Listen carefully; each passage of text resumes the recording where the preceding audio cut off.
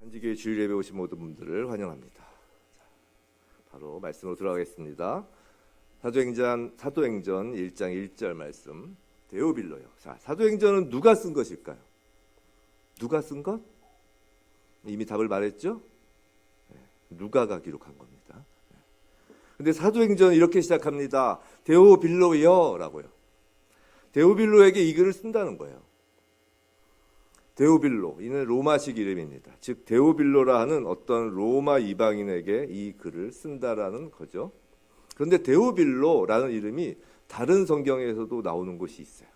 어딘지 아세요? 우리 목사님 말고요.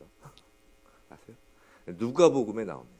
한번 볼까요? 누가복음은 이렇게 시작합니다. 누가복음 1장 1절, 우리 중에 이루어진 사실에 대하여, 그리고 3절, 그 모든 일을 근원부터 자세히 미뤄 살핀 나도 데오빌로 각하에게 차례대로 써보내는 것이 좋은 줄 알았노니. 4절, 이는 각하가 알고 있는 바를 더 확실하게 하려 함이로다. 데오빌로 각하가 알고 있는 바를 더 확실하게 하려고 누가가 누가복음을 기록하는 것이라고 하는 거죠. 누가복음과 사도행전은 저자가 누가로서 동일하고요. 그 수신자도 데오빌로로서 동일하다는 거예요. 이 누가복음과 사도행전이 기록된 시기를 학자들은 대략 기원 후 61년부터 63년 대충 그 정도 사이로 보고 있습니다. 그런데 누가복음이 사도행전보다 먼저 기록된 것은 확실해요. 그러니까 누가복음을 기록한 후에 한 2년에서 한 3년 지나고 나서 사도행전을 기록하였다고 우리는 추정을 하고 있습니다. 저자도 동일하고 수신자도 동일한데 다만 약 2, 3년의 간격을 두고 기록된 거라는 거죠. 근데 그 2, 3년이 지나고 나서 흥미로운 것은 데오빌로에 대한 호칭이 변하였다는 거예요. 누가복음에서는 데오빌로 각하라고 하는데 사도행전에서는 아까 보신 것처럼 그냥 데오빌로요 라고 편하게 부른다는 거예요. 자, 사도행전을 펼치자마자 나오는 그 데오빌로요 라는 이 말이 전 궁금하더라고요. 그 사도행전 1장 1절로 다시 바꿔주세요. 이 말이 궁금하더라고요. 왜 그런 걸까? 그 2, 3년 사이에 데오빌로가 관직에서 잘린 건가? 이제 데오빌로가 누가복음을 모두 읽은 후에 복음을 확실하게 알게 돼서 잘린 건가? 제가 전에 한번 말씀드린 적이 있는데요. 제가 좀 엉뚱한 상상하기를 좋아한다고요. 하지만 그건 정말 상상에 불과하죠. 세상에서도 직장에서 은퇴하면 그 사람의 호칭을 마지막 은퇴할 당시에 그 직위를 붙여서 부르잖아요. 대통령이 물러나도 그 측근 사람들은 각하라고 부르고, 회사 사장이 그만둬도 그분을 부를 땐 대표님, 사장님이라고 부르잖아요. 그게 예의예요. 그죠? 그만두었다고 곧바로 이름만 탁 부르면 사실 실례죠. 설마 누가복음과 사도행전을 기술한 그 누가가 그렇게 예의 없지는 않았겠죠. 데오빌로 각하에서 각하가 떼어진 것은 그래서가 아니에요. 각하라는 호칭을 통해 우린 데오빌로가 로마에서도 매우 높은 관직에 있는 사람이었다는 것을 알 수 있어요. 누가가 누가복음을 기록할 당시 그 누가복음 4절을 보면 데오빌로는 복음을 들어서 알고는 있었던 상태인 거예요. 그죠? 4절 보시면. 근데 확실하게 알지는 못했다는 거죠. 우리식으로 하자면 누군가에게 복음을 들어서 교회를 나오기 시작한 사람, 즉 초신자인 거예요. 그래서 누가는 이제 막 복음의 발을 딛는 데오빌로에게 누가복음을 쓰면서 그의 세상적인 호칭을 부르며 매우 예의를 갖추고 있는 거죠. 아직 초신자라 상처받으면 안 되는 거죠. 초신자는요, 그럴 수 있어요. 세상에서의 관직, 명예 등 세상 자랑을 교회에서도 할 수 있으세요. 다 이해가 돼요. 교회에서도 세상 직위로 불려지길 원할 수 있으세요. 그런 분들께 그렇게 불러주시면 된다고요. 아직 초신자니까. 아직 복음을 확실히 알기 전이니까 그렇게 불러드리는 것도 괜찮아요. 그걸 굳이 교회에서 그렇게 부르면 안 돼요, 막 이렇게 우격다짐으로 강요할 필요가 없다고요. 그런데 한 2, 3년이 지난 후에 누가는 데오빌로여라고 부릅니다. 이제 세상 호칭을 부르지 않아도 될 정도로 데오빌로가 개인적으로 신앙이 성숙한 거죠. 또 공동체적으로 보아도 교회의 일원이 된 거예요. 형제, 자매, 교회 가족이 된 거죠. 초신자가 아닌 거예요. 세상 호칭을 뒤에 안 붙여도 전혀 섭섭하지 않고 오히려 교회에서 세상 호칭을 붙이면 어색한 거죠. 데오빌로는 그 정도 신앙 수준은 된 겁니다. 산지교회가 처음 예배를 시작하고 첫 예배 말씀이 무엇이는지 아시는 분 계신가요? 바로 누가복음 2장 14절 지극히 높은 곳에서는 하나님께 영광이요 땅에서는 하나님이 기뻐하신 사람들 중에 평화로다. 예수님의 탄생을 찬송하는 그 천사들의 노래로 시작하였습니다. 첫 예배 본문이었어요. 그리고 거의 대부분의 주일 말씀을 사복음서 중심으로 예수님의 행하심과 가르치심, 예수님이 누구신지에 관하여 집중적으로 선포하였습니다. 얼마 전에 끝난 그 히브리서 강해도 구약과 비교하며 예수님이 누구신지에 관한 말씀이었죠. 또 요한계시록도 제5의 복음서로서 다시 오실 예수님에 대한 선포였습니다. 그렇게 2년 반이란 기간이 지났어요. 산지교회 성도님들도 많은 은혜가 있었겠지만 개인적으로 저도 예수님이 누구신지 어떤 분이신지를 더욱 깨닫고 풍성한 은혜를 경험한 기간이었습니다. 자, 마치 누가가 막 신앙의 걸음마를 시작하려는 데오빌로에게 누가복음을 기록해 준 것처럼 하나님께서 신앙 공동체로서 걸음마를 시작하는 산지교회에게 복음서, 예수님에 관한 말씀을 집중적으로 쏟아부으신 기간이었습니다. 누가는 누가복음을 기록하고 2, 3년이 지나고 어느 정도 성장한 데오빌로에게 이제 본격적으로 그렇다면 예수님이 승천하시고 이 땅에 남은 성도들, 즉 교회란 과연 무엇인가? 교회란 어떤 존재인가? 교회의 방향은 어디인가를 알려줍니다. 사도행전을 통해서 말이죠. 산지교회도 어느덧 2년 반이 지났습니다. 그리고 이제 하나님께서 본격적으로 산지교회가 어느 방향으로 가야 할지, 산지교회를 세우신 하나님의 목적이 무엇인지를 우리에게 말씀하시는 거예요. 그런데 교회의 비전과 방향은 담임 목사 개인, 어떤 사람의 목회 철학, 비전에 따르는 것이 아닙니다. 교회의 주인은 하나님이십니다. 교회의 방향은 오직 하나님의 말씀으로 정하여집니다. 부디 사도행전의 말씀을 통하여 산지교회의 정체성과 방향이 무엇인지 저와 여러분 모두가 그것을 깨닫게 되길 주님의 이름으로 간절히 기도합니다. 다시 말씀을 볼까요? 1절부터 3절까지예요. 자, 1절 내가 먼저 쓴 글, 이것은 누가복음을 말하는 것이겠죠. 그리고 누가복음의 내용을 아주 짧은 문장으로 요약해 줍니다.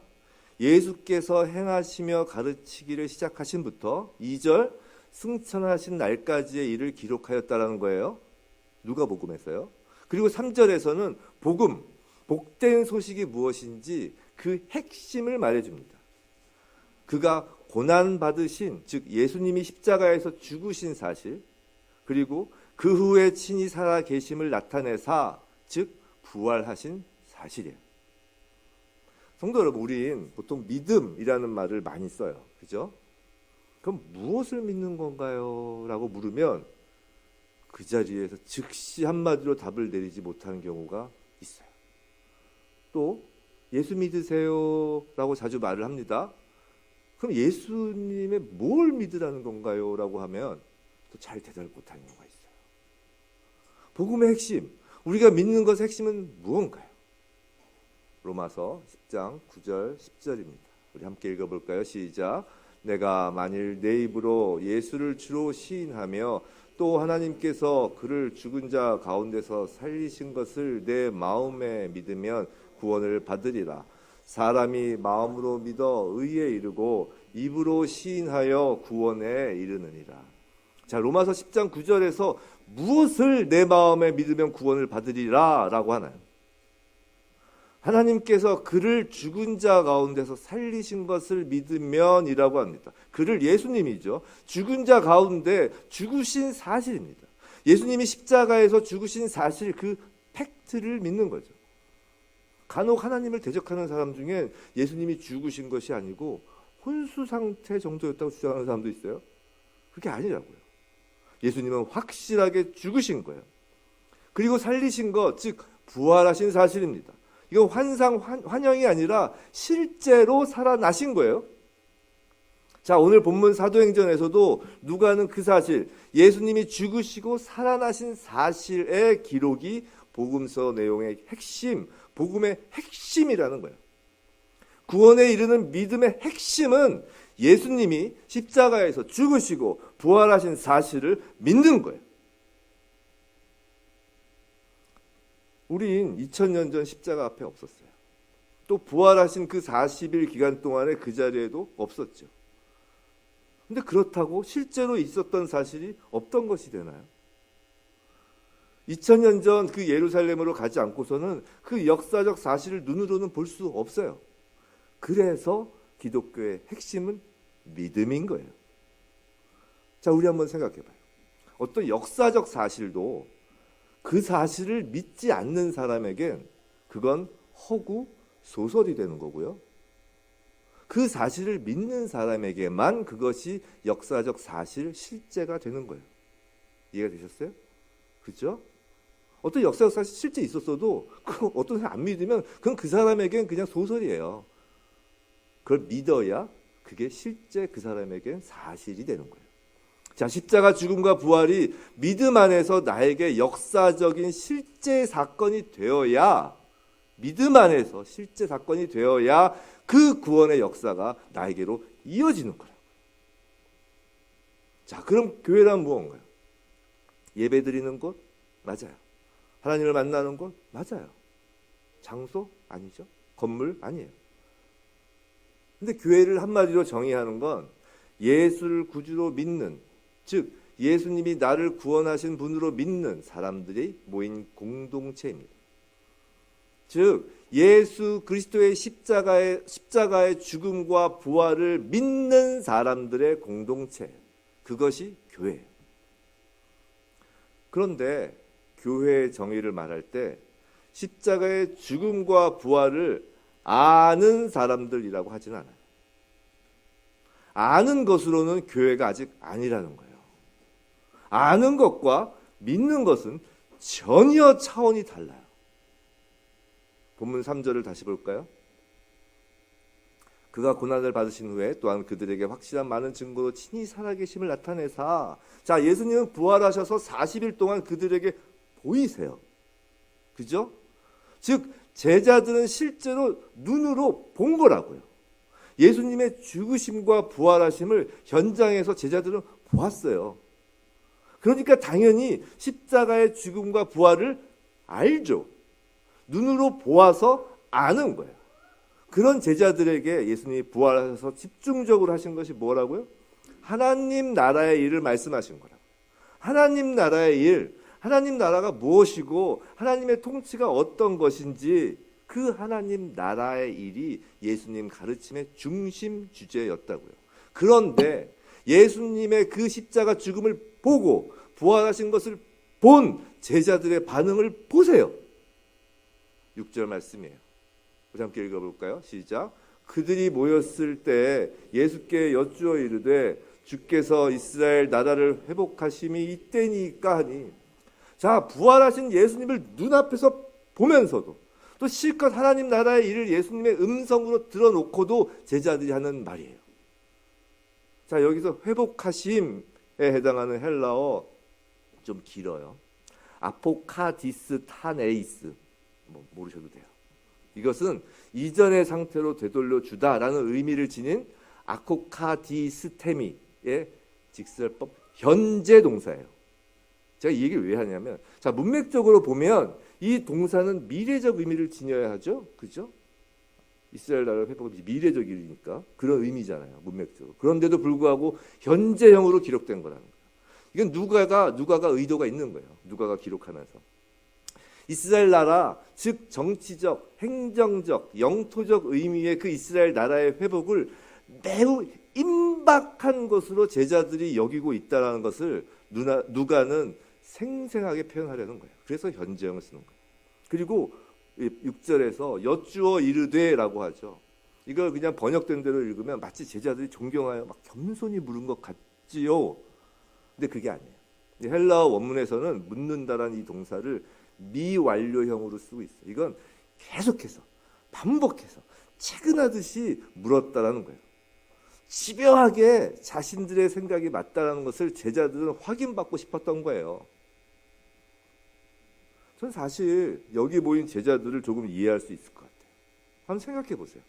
3년 동안 제자들은 예수님의 그 권위가 넘치는 가르침을 들었어요. 아, 세상에나 바다 위를 걸으세요. 앉은 뱅이를 일으키시고요. 오병이어의 기적을 베풀고 죽은 나사로까지 살려내시는 분이에요. 이보다 더 능력 있는 분을 세상에서 다시 볼 수 없어요. 그런데 그분이 허망하게 십자가에서 죄인들 틈에서 죽으셨어요. 제자들은 모든 것이 무너지는 기분이었을 겁니다. 도망가기에 바쁘죠.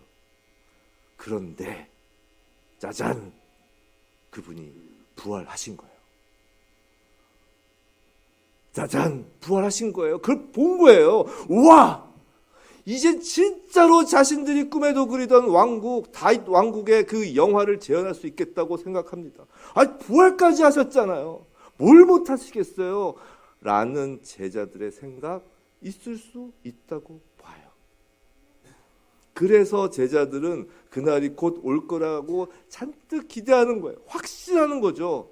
세상의 왕국, 정치적이고 영토적인 이스라엘 나라의 회복을 말이죠. 성도 여러분, 십자가 죽음을, 그 부활을 눈으로 보았고 지금 보고 있는 제자들이 함께 모인 그 공동체는 하나님 나라의 일을 하는 교회가 아닌 거예요. 복음을 눈으로 보기만 한 자, 머리로 알기만 한 자들의 모임은 교회가 아니라고요. 요한복음 20장 28절 29절 읽지 않고 보시기만 하겠습니다. 유명한 장면이죠. 보지 않으면 믿지 않겠다는 그 도마에게, 제자 도마에게 부활하신 예수님께서 옆구리에 손을 넣어보라고 하시며 예수님이 하신 말씀이잖아요. 본 자가 아니라 보지 못하고 믿는 자들이 복되다 하시는 거라고요. 아직 제자들은 그 복을 받지 못한 겁니다. 과연 제자들에게는 무엇이 없어서 눈앞에 부활한 예수님을 보고도 복되지 못한가요? 무엇이 부족해서 40일 동안이나 그들은 하나님 나라의 일을 제대로 못 알아듣고 있는 건가 말이에요. 제자들은 십자가를, 부활을 보고 알기는 하지만 아는 것만으로는 교회가 아닌 거예요.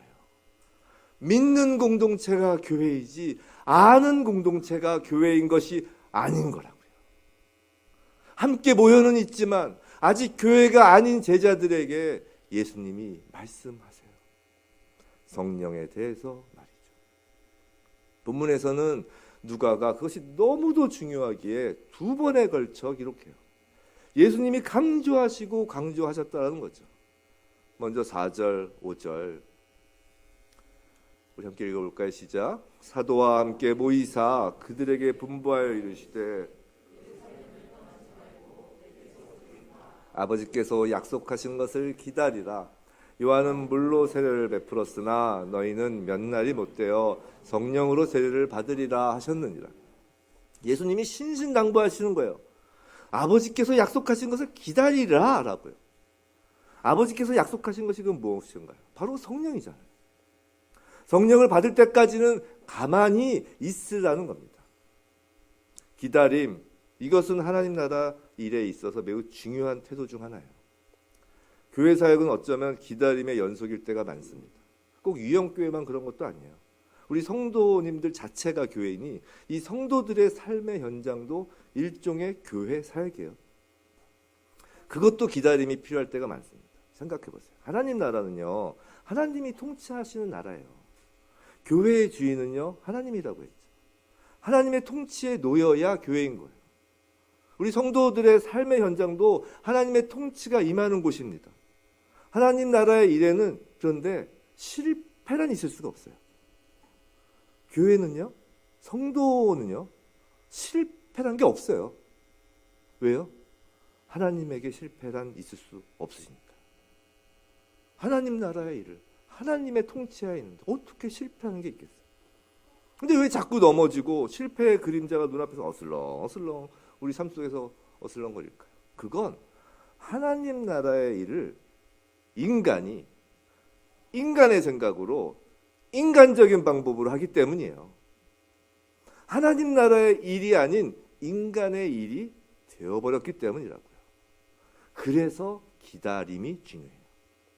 기다림도 하나님 나라의 일인 거예요. 모든 일에 있어서 성령님을 기다리는 것이 중요합니다. 자, 누가는 성령을 받는 것이 너무도 중요하고도 필수적인 것이기에 한 번 더 언급하죠. 본문을 더 보죠. 6절 7절이에요.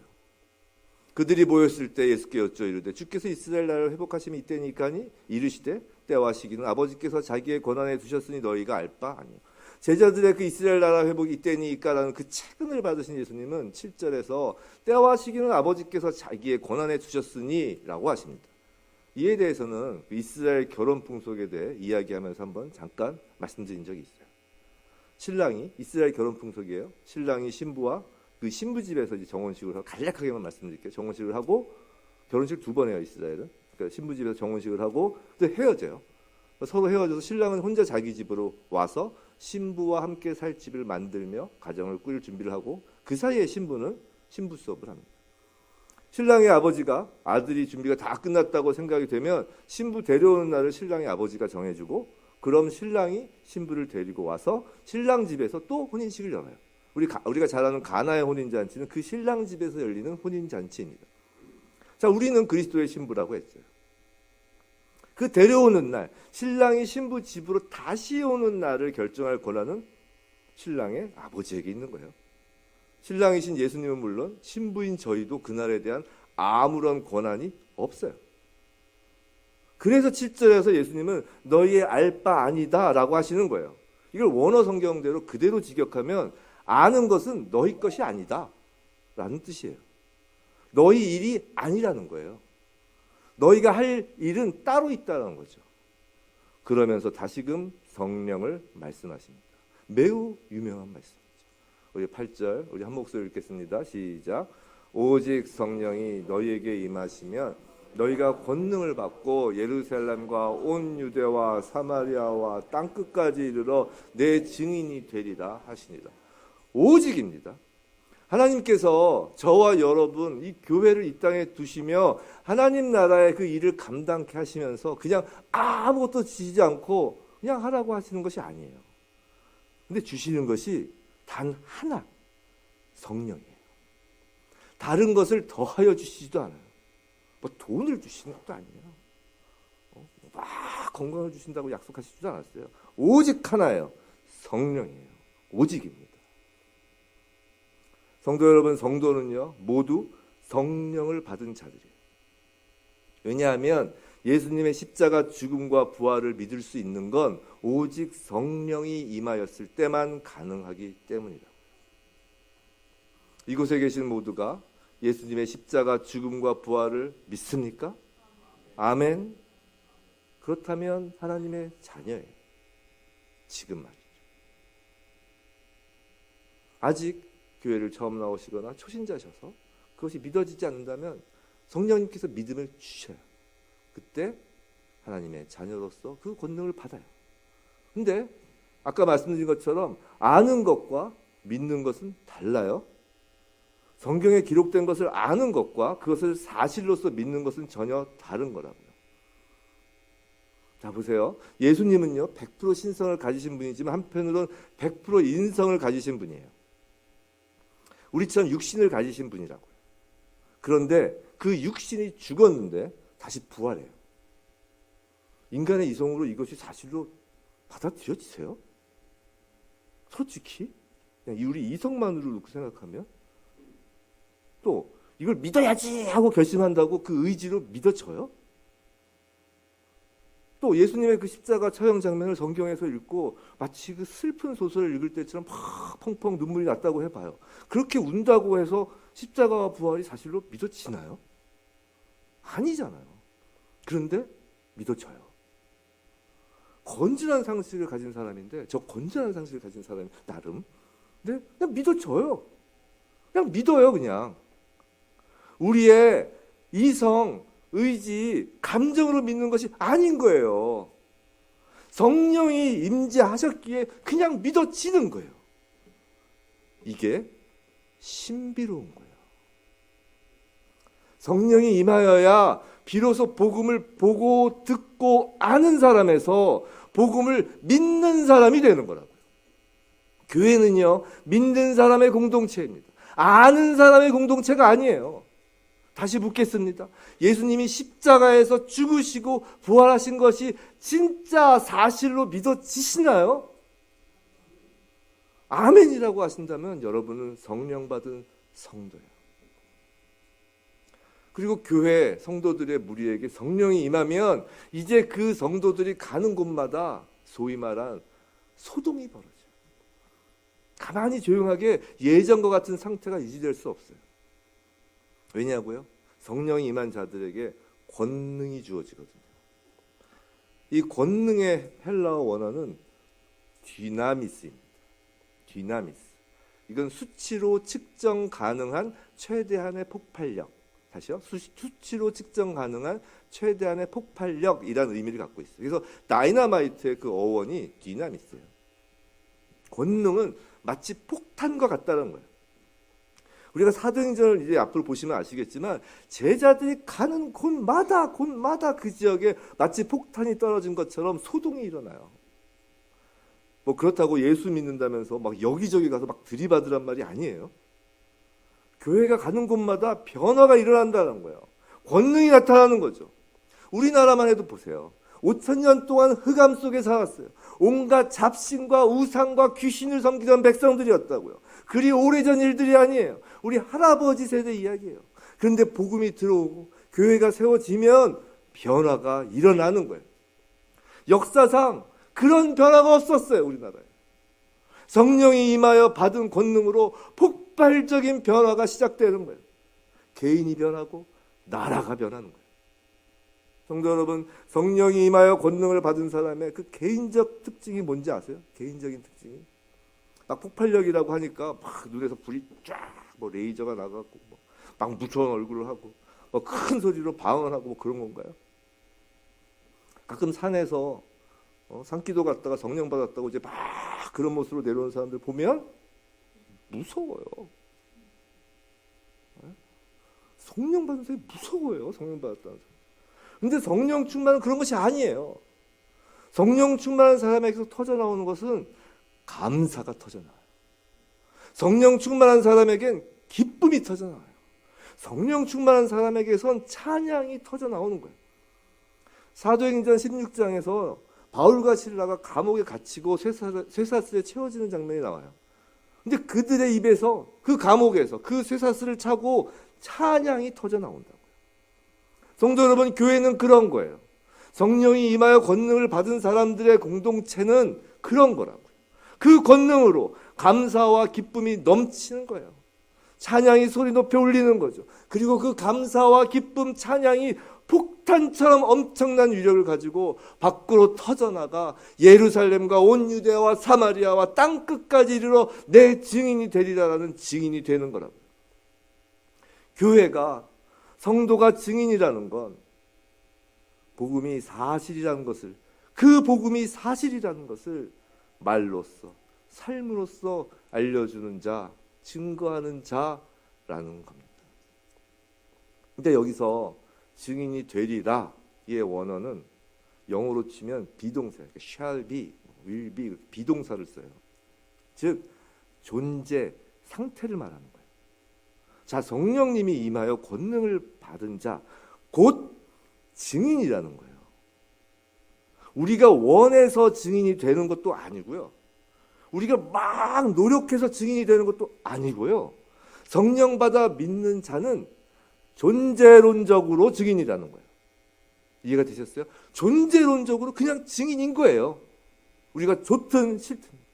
성령 충만한 사람은요, 본질적으로 폭탄처럼 터질 것 같은 감사, 기쁨, 찬양을 숨길 수가 없다는 거예요. 입으로 행동으로 그냥 드러나요. 한번 생각해 보세요. 사람이, 우리가 보통 이성끼리 서로 깊이 사랑을 하게 되면요, 다 드러나요. 사내에서 아무리 비밀 연애해도 다 드러나게 돼 있어요. 가만히 있어도요, 그런 사람들은 그냥 실실 웃어요. 뭐 웬만한 일엔 짜증도 안 내요. 좀 바보 같아 보여요. 근데 성령 충만하면요, 좀 바보 같아져요. 그냥 늘 얼굴에 미소가 흐르고요. 누가 뭐 해코지 해도 그냥 너그러워요. 그냥 손해봐도 그냥 그러려니 해요. 웬만한 손해가 그냥. 뭐 길을 걸을 때나 차를 탈 때도 이렇게 어머머머 이렇게 입술을 움직이며 그냥 찬양을 읊조립니다. 내 안에 성령의 폭발력을 갖고 여기저기 사람들에게 막 복음을 전해요. 뭐 받아들이든 받아들이지 않든 전혀 개의치 않죠. 그냥 전해요. 이건 하고 싶어서라기보다 안 할 수 없어서 하는 거예요. 그냥 터져 나오는 겁니다. 성도는요, 교회는요, 증인이 되고 싶어서가 아니라 증인일 수밖에 없는 거예요. 아까 본 로마서 말씀을 다시 한번 볼까요? 로마서 말씀. 아까는 믿음에 대하여 말하였죠. 그죠? 예수 그리스도의 십자가의 죽음과 부활을 믿는 것이 그 믿음이라고요. 근데 로마서에 또 하나의 주제가 있어요. 그죠? 뭐가 있죠? 입으로 시인하는 것이 있어요. 그죠? 근데 이게 뭘까요? 여기서 시인하다의 그 헬라어는 제가 웬만하면 원어를 안 쓰려고 하는데 호몰로게오, 제가 발음이 안 좋아요. 호몰로게오라는 동사인데요. 이건 법정에서 공개적으로 증인 선서하는 것, 증인으로서 증언한다라는 의미를 갖고 있어요. 그리고 10절에서 쓰는 그 시인하여는 거기다가 그 원어에서는 수동태로 써요. 그럼 무엇과 같아지나요? 증인이 되는 것과 같은 거예요. 마음으로 믿고 증인의 신분 된 자가 구원에 이른다라는 겁니다. 성령의 임재, 믿음, 권능, 증인됨, 구원, 이것이 다 한 세트라는 거예요. 여기서 뭐 하나가 빠질 수 없다라는 거예요. 누가는 지금 사도행전을 시작하면서 교회란 무엇인지를, 성도란 무엇인지를 요약해서 말하고 있는 거라고요. 믿음, 성령, 믿음, 권능, 증인, 구원, 이 중 하나라도 빠지면 안 되는 거예요. 마치 톱니바퀴처럼 같이 돌아가는 거죠. 그리고 이 모든 것을 포함하는 것이 교회, 성도 공동체의 정체성입니다. 그리고 한 가지가 더 남았어요. 9절부터 11절 말씀입니다. 우리 함께 읽어볼까요? 시작. 이 말씀을 마치시고 그들이 보는데 올려져 가시니 구름이 그를 가리어 보이지 않게 하더라. 그때 제자들이 자세히 하늘을 쳐다보고 있는데 갈릴리 사람들아 어찌하여 서서 하늘을 쳐다보느냐. 너희 가운데서 하늘로 올려지신 이 예수는 하늘로 가심을 본 그대로 오시리라 하였느니라. 예수는 하늘로 가심을 본 그대로 오시리라. 자, 지금까지는 초림 예수, 부활 예수에 관한 믿음, 복음이었다면 여기서는 재림 예수, 앞으로 남은 언약에 대한 믿음인 거예요. 여기까지 갖춘 성도 공동체가 교회라는 거예요. 그 교회의 구체적인 행전을 기록한 것이 사도행전입니다. 사실 교회 행전, 성령 행전인 거죠. 그리고 그 교회 행전은 오늘 이곳 산지교회로 이어진 거예요. 성도 여러분, 우리 자신을 돌아보아야 합니다. 시작은 성령의 임하심입니다. 말씀을 듣고 말씀을 읽고 성경에 기록된 예수님의 죽음과 부활을 그저 아시나요? 아니면 그 사실을 믿으시나요? 믿으신다면 성령이 임한 겁니다. 성령이 아니고선 믿을 수 없어요. 또한 성령이 임하였다면 폭발력 있는 성령의 권능을 받고 증인이 된 거예요. 증인이 아니라면, 감사와 기쁨, 찬양이 터져나오지 않는다면 기도하셔야 합니다. 우린 기도해야 돼요. 성도가 성도답게, 교회가 교회답게 되게 해달라고 성령 충만을 위해 기도해야 합니다. 마라나타, 주 예수여 오시옵소서. 우린 예수 재림의 언약을 붙잡고 사나요? 아니면 그저 이 땅의 나라, 마치 오늘 본문의 제자들처럼 세상 속 나라만을 생각하고 사나요? 나는 복음을 믿는 성도인가요? 아니면 복음을 아는 본문의 제자들인가요? 우린 교회인가요? 아니면 그저 무리인가요? 산지교회는요? 산지교회 모든 성도는요? 교회 행전을 이어가는 교회이어야 합니다. 시작은 성령님의 임재입니다. 부디 저와 여러분 성령님의 그 충만한 임재 가운데 성도가 더욱 성도답게, 교회가 더욱 교회답게 되기를 주님의 이름으로 축원합니다.